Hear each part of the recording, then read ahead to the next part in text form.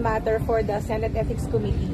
Well, first of all, if there's a complaint, either from a fellow senator or from a ordinary citizen. Pwede siyang maging grounds? Pwede siyang maging grounds for complaint? Oh yes. Kahit wala pa, sir, na final findings ang COMELEC, sir? Oo, meron talagang posibilidad dyan. Kasi kami namang mga senador, we are open for public scrutiny.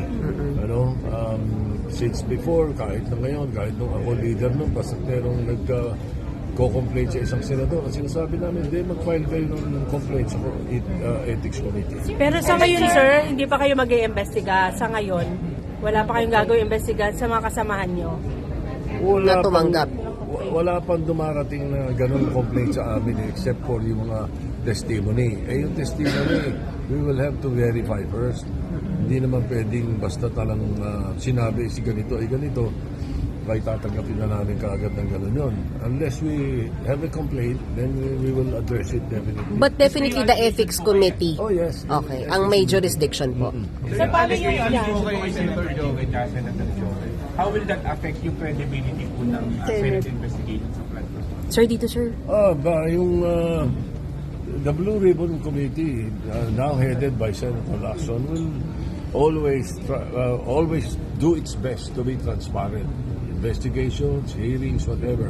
Yun naman ang aking kabilin-bilin na sa aming mga kasama. We have to be balanced, we have to be transparent, and we have to be sincere in our work. Does it affect yung image ng Senate na may yung image ng Senate, is it affected dun sa dalawang sinasabing nakatanggap ng kickback? Di umano?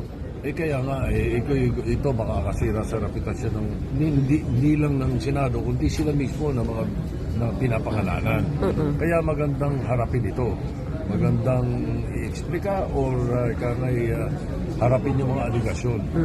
Kahit sino sa amin, kahit sino sa senador, mayroong aligasyon na kahit na naman, lalo na pag corruption, dapat ina-address agad yun at sinasagot.